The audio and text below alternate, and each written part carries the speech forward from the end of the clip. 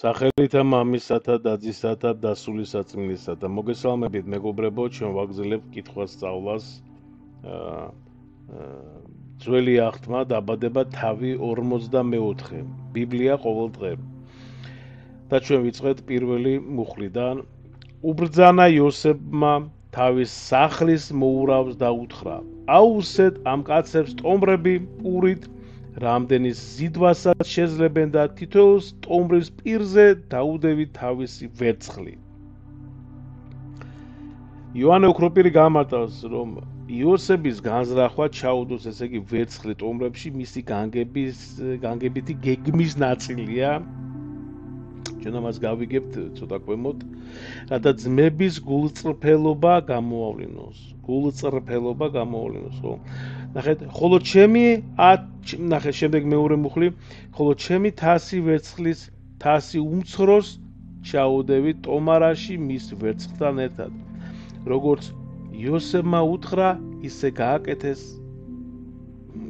გააკეთა კაცმა. ანუ თასის ეფრემასური გამარტავს, რომ თასის ჩადება ბენიამინის ტომარაში იოსების მიერ განზრახული გამოსდა, რათა ძმების სიყვარული და პასუხისმგებლობა გამოჩნდეს. შემდეგი, გათენებისას გაისტუმრეს ეს კაცები თავისი სახედრობით, ის იყო ქალაქიდან უნდა გასულიყვნენ, რომ უთხრა იოსებმა თავის სახლის მოურავს, წადი და დაედევნე იმ კაცებს, დაეწიე და უთხარი, ბოროტებით რატომ გადაუხადეთ სიკეთე.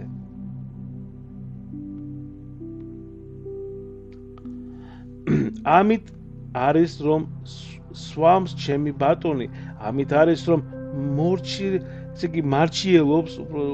მარჩიელობს ცუდი საქმე გიქნიათ. ესე იგი ბასილი დიდი ამბობს, რომ თასის მნიშვნელობის ხაზგასმა ძმებში შიშს იწვევს, რაც ესე იგი მათ სინდის აღზრავს. შემდეგი მეექვსე მუხლი. მიეწია მათ და უთხრა ეს სიტყვები. მიუგეს, რა დამბობს ბატონო ასეთი სიტყვებსო? ანუ რატო ამბობსო ხო ეს ბატონი ამ სიტყვებსო? ღმერთმა დაიფარო შენი მორჩილნი ამგვარი საქმისაგანო. გრიგოლ ნესელი ამბობს, რომ ძმების გაკვირვება და თავის მართლება, ხო, ესე იგი მათი პატიოსნებისა და შიშის გამოვლინებაა. ხომ უკან დავაბრუნეთ ქანაანის ქვეყნიდან ვერცხლი ჩვენს სტომრებში რომ ვიპოვეთ. ახლა როგორღა მოვიპარავდით შენი ბატონის სახლიდან ვერცხლს ან ოქროსო. შენს მორჩილთაგან თუ ვინმეს აღმოაჩნდაო თასი მოკვდეს იგი, ხოლო დანარჩენები მონებად გავუხდებით ჩვენს ბატონსო. იოანე ოქროპირი, ძმების მზადყოფნა მიიღონ მკაცრი სასჯელი მათი თავდაჯერებულობისა და პატიოსნების გამოვლინებაა. შემდეგი მეათე მუხლი. უთხრა, ეგრე იყოს, როგორც თქვენ ამბობთ, ვისაც აღმოჩნდება, ესე იგი თასიო მონად გამიხდესო. დანარჩენი უდანაშაულო იქნებითო. საჩქაროდ ჩამოიღეს თავთავიანთი სტომრები და პირი მოხსნეს სტომრებს. მოყვა ჩხრეკას, კაცი უფროსი დაიწყო და უმცროსი დაამთავრა. ბენიამინის ტომარაში აღმოჩნდა თასი. წმინდა ავგუსტინე გამარტავს, რომ თასის აღმოჩენა ბენიამინის ტომარაში ძმებისთვის მოულოდნელი განსასწრელია, რომელიც მათ ერთიანობას ამოწმებს. აი ამაშია საქმე, მეგობრებო, ერთიანობას ამოწმებს. შემოიხიეს სამოსელი, დატვირთეს თავთავიანთი სახედრები და ქალაქში გაბრუნდნენ. წმინდა ბასილი გამარტავს, რომ სამოსლის შემოხება ეს ძმების მწუხარებისა და სინანულის სიმბოლოა. მივიდნენ იუდა და მისი ძმები იოსების სახლში, ჯერ კიდევ შინ იყო იგი და პირქვე დაემხრნენ მის წინაშე. იოსებმა უთხრა, ეს რა გაგიკეთებიათო? როგორ ვერ მიხვდით, რომ ჩემნაირ კაც მარჩიელობის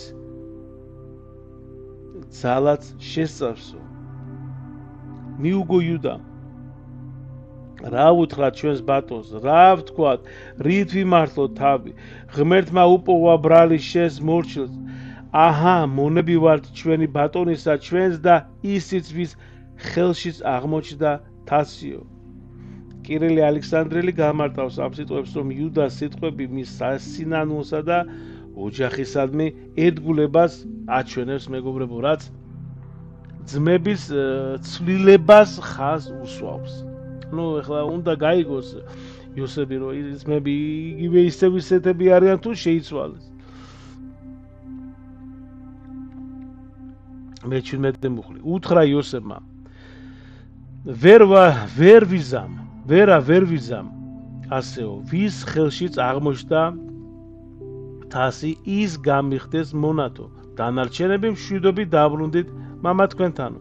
ახლოს მივიდა იუდა და უთხრა: გევედრებით ჩემო ბატონო, სიტყვა ამთქმევინე შენს მორჩილს, ნუ განურისხდები შენს მორჩილს, რადგან ფარაონის ტოლი კაცი ხარო. ჩემა ბატონმა კითხაო თავის მორჩილს, მამა ან ძმა თუ ყავთო. ჩვენს ვუთხარეთ ჩვენს ბატონს, რომ მოხუცებული მამა ყავს და პატარა ბავშვი, მის სიბერეში შობილი. ძმა მოუკვდა და იზღა დარჩა მისი დედისგან, ამიტომაც უყვარს იგი მამამისო. გვითხრე შენს მორჩილთ, ჩამომიყვანეთ ჩემი თვალით ვნახო. მივუგეთ ჩვენს ბატონს, ვერ მიატოვებს ყმაწვილი მამას, მიატოვებს და კიდეც მოკვდება მამამისიო. გვითხრე შენს მორჩილთ, თუ არ ჩამოგიყვანიათ თქვენი უმცროსი ძმა, თვალით არ დამენახოთ. ეს გახსოვთ ხო წინა თავში რაც ვისაუბრეთ, ეხლა იხსენებს, როგორ უთხრა იოსებმა ამ ძმებს, თავის ძმებს. შემდეგი, გვითხრე შენს მორჩილთ, თუ არ ჩამოგიყვანიათ თქვენი უმცროსი ძმა, თვალით არ დამენახოთო. როცა მივედით მამა ჩვენთან შენს მორჩილთან, შევატყობინეთ ჩვენი ბატონის ნათქვამიო. გვითხრა მამა ჩვენმა: დაბრუნდით, გვიყიდეთო მცირეოდენი პურიო. ვუთხარეთ, ვერ ჩავალთ უმცროსი ძმა თუ ჩვენთან არ იქნება, მაშინ ჩავალთო, რადგან ვერ დავენახვებით იმ კაცს, თუ უმცროსი ძმა ჩვენთან არ იქნება. გვითხრა მამა ჩვენმა შენმა მორჩილმა: თქვენ იცით, რომ ორი ვაჟი მიშვა ჩემა ცოლმაო. ნაზიანზელი გრიგოლ ამბობს, რომ იაკობის სიტყვები მის ტკივილსა და სიყვარულს ბენიამინისადმი გამოხატავს. შემდეგ 22 მუხლი ვაგრძელებთ. ერთი წავიდა ჩემგან, თქვი მხეცმა დაგლიჯა მეთქი და დღემდე აღარ მინახავს იგიო. ამას იაკობის წუხარება იოსების დაკარგვის გამო ძმების სინანულს უფრო ამძიმებს, ხო? შემდეგ 29 მუხლი. ამასაც მაშორებთ და თუ რამე უბედურება შევთქვა გზაზე, ჩემს ჭაღარას გამწარებულს ჩაიყვანთ შავეთშიო. წმინდა ბასილი გამარტავს, რომ იაკობის შიში მისი სიყვარულისა და სისუსტის გამოვლინება, მაგრამ ღვთის განგება ამას გადალახავს. შემდეგი 29 მუხლი. ახლა რომ მივუვალთ მამა ჩვენს და არ მივუყვანთ ყმაწვილსო, რომლის სულთანაც მისი სულია გადაფსკვნილი, დაინახავს, რომ არ არის ყმაწვილი და მოკვდებაო და გამწარებულს ჩავიყვანთ შენი მორჩილნი, მამა ჩვენი, შენი მორჩილის ჭაღარას შავეთშიო.